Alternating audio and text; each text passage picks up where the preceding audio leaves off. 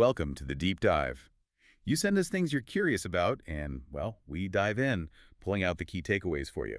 Efficiently, but hopefully engagingly, too. That's the plan. So today, we're looking at Kristen Butler's Instant Positivity 365 Ways to.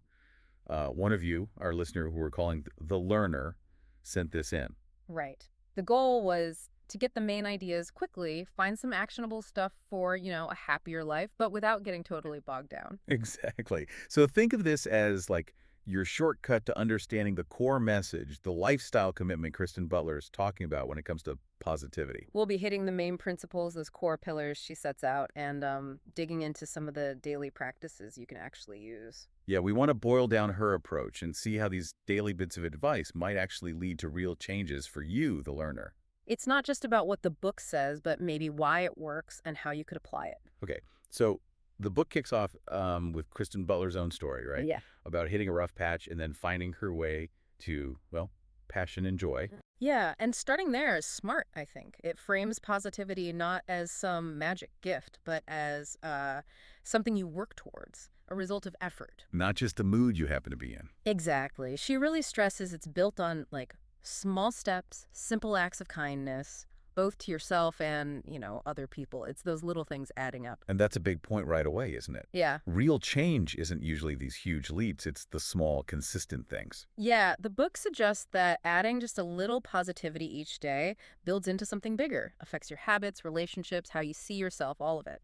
It reminds me of that whole 1% better every day idea. It's just more sustainable, right? Absolutely. Small changes stick. They build on each other. It's a much more reliable path for growth, for well-being, than trying to overhaul everything overnight. Now, she gives this whole thing structure with 12 core pillars. It's not just be happy. Mm. There's gratitude, service, wellness, balance, presence, joy, purpose, success, resilience, faith, authenticity, and abundance. Quite a list. It's really comprehensive, isn't it? Touches on so many parts of, a well-rounded life. It suggests positivity is holistic. And because they pop up throughout the year in the book, you get to sort of deepen your connection with each one over time. Right. It's not a one-and-done thing for each pillar. And the daily structure itself is super practical. Each day you get a quote. Yeah, it's something to focus on. Then a reflection, like a mini thought piece on it. Gets you thinking. And then, crucially, an action step, something specific to do. Exactly. That three-part thing, quote, reflection, action, is what makes it usable. It moves you from just thinking about being positive to actually, doing something. She even suggests keeping a journal, doesn't she? To track your thoughts, notice the shifts. Which is powerful. That reflection piece, writing it down, helps you process things more deeply, become more self-aware. You start seeing patterns, what actually works for you. I also like how she framed the book as a positivity feed. Oh, yeah. Like instead of mindlessly scrolling through potentially negative stuff online. The doom scrolling. Yeah. You consciously choose to engage with something uplifting. You're curating your mental input. That really resonates today, doesn't it? With information overload, choosing your focus. This book gives you a structured way to do that. Okay, so let's get into some of the actual daily stuff. Gratitude comes up loads, like January 1st, 14th, February 15th. Tons of times. It's clearly foundational for her. And the core idea is shifting focus. Right. From what you lack to appreciating what you have. And the repetition is key. It encourages it to become a consistent practice, not just a one-off thought. Simple things like starting your day thinking of things you're grateful for. Or just looking for small things to appreciate during the day. Simple, but they really can reframe your whole mindset if you do them consistently. And it's not just wishful thinking. Later on, March 14th, I think, mentioned the science bit. Gratitude releasing endorphins. Right, those natural mood boosters. Knowing there's a physiological benefit can be pretty motivating, actually. Makes it feel less abstract. Then there's belief. Believing in yourself, your inner power.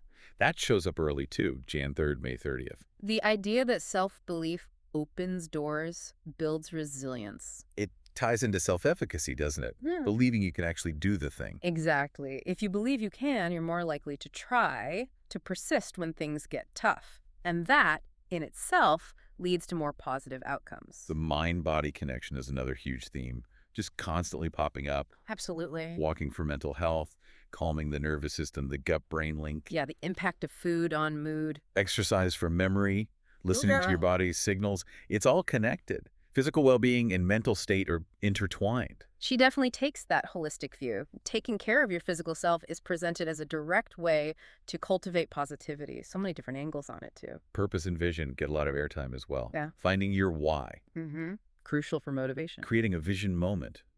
Using a vision board. Mm-hmm. Aligning daily tasks with bigger goals. Gives you direction, a reason behind the actions.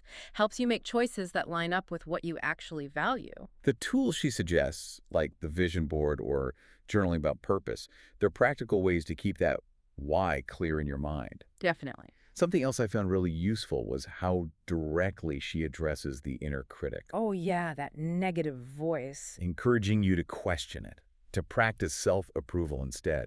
That internal chatter makes such a difference. Learning to catch and challenge that negative self-talk is so important.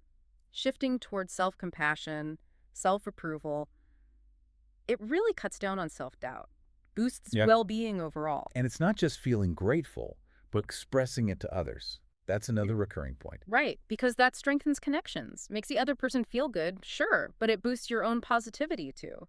Creates a sort of positive feedback loop. Enhances those social bonds, which are vital. Totally. Then there are themes like living in the moment, savoring things, Mindfulness, essentially. forming positive habits, the power of consistency again, Little by little. taking time to reflect and recharge, unplugging, So important, but easily overlooked. using breath work for calm, even your surroundings, creating a sanctuary, decluttering. Yeah, the environment's impact. It all paints this picture of positivity being multifaceted, touching all these different areas of life. It's not just one magic bullet. It's Yeah. a whole collection of practices and choices. Exactly, an integrated lifestyle. And you see all these little practical tips throughout, like sending a handwritten note, Which feels so personal these days. or really listening when someone talks, mindful communication, Using positive words intentionally, small things, but they add up in your interactions. They build those stronger, more positive relationships. which, as you said, are a huge source of happiness. Definitely. Then there's self-love, recognizing your worth, reading with intention, not just consuming words, but engaging. Mm-hmm. Being honest, acting with integrity, choosing to aim high, be extraordinary in your own way. Leading with compassion. Such a broad range, but it all comes back to actively choosing positivity. Yeah, it reinforces that it's an active process. It requires engagement with yourself, with others, with the world, making choices that align with that positive outlook. And the list just keeps going. Grounding techniques, evening gratitude, self-forgiveness. Which is huge, letting go of mistakes. Embracing your true self, welcoming change instead of resisting it. Seeing change as growth. Staying curious, self-acceptance, flaws and all. Finding peace in stillness. Learning from difficult times. Expressing creativity.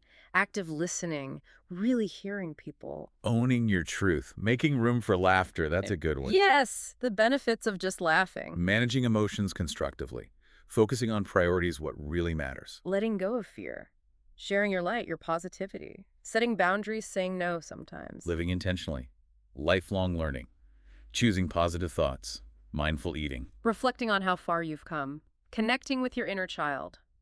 Building confidence. Taking action instead of just overthinking everything. Honoring your unique gifts. Leading by example. Focusing on positive outcomes you want. Contributing to others' well-being. Challenging those limiting beliefs we all have. Living with purpose, maybe a spiritual purpose for some. Prioritizing feeling good. Releasing negative baggage. Understanding your core drivers. Prayer and faith, if that resonates. Finding joy in your work. Being true to yourself. Mm. Planning things out. Seeing your own potential. Cardio exercise. Body relaxation. Radiating positivity. Taking ownership of your time. Understanding procrastination, what's behind it. Choosing to see the good. Doing what you can, even if it's small. Letting love guide you. Stepping out of your comfort zone. The power of focus. Mastering your mindset. Simplifying your space. Honoring freedom. Seeing your inner strength. Choosing joy deliberately. Sharing your story. Connecting with nature. Savoring the now. Saying no to stress. Intentional focus. Better routines. Faith. Curiosity. Creativity again. Trusting the process. Surrendering sometimes. Power posing. Using your body to feel confident. Deep self-care. Consistency over trying to be perfect. Patience. Embracing the unexpected. Forgiveness is self-care. Finding peace in chaos. Loving your work. Visualizing your best self.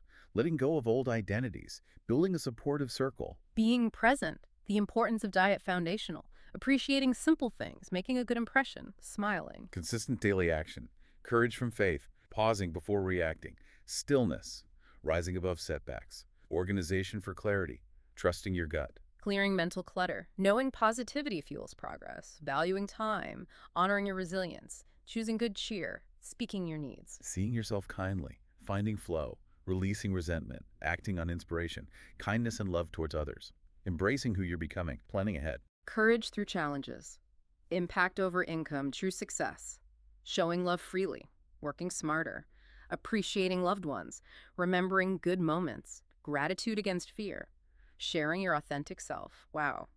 It really is an incredible collection, isn't it? Just touching on so many different facets of life where shifting your perspective and actions towards positivity can make a difference. The sheer number of topics just hammers home that idea. Cultivating positivity is this ongoing, woven-in practice. It becomes part of your daily life. Yeah, absolutely. So wrapping this up, our deep dive into instant positivity, 365 ways to job, really highlights that core message. Positivity isn't a destination. It's a daily choice, a lifestyle built with these small, steady actions across all those pillars. And hopefully for you, the learner, this gives you a solid grasp of the book's main ideas and practical tips. You should have a sense of how Kristen Butler suggests building that happier, more fulfilled life without it feeling like this massive, overwhelming project. Right. And here's something to maybe chew on. Thinking about all these practices and pillars we've touched on, what's just one small step towards more positivity you could intentionally take, like today? Yeah, how could you weave just one insight into your routine and start building that positive change? Food for thought. Thank you for joining us on this deep dive. We hope it's given you some valuable insights.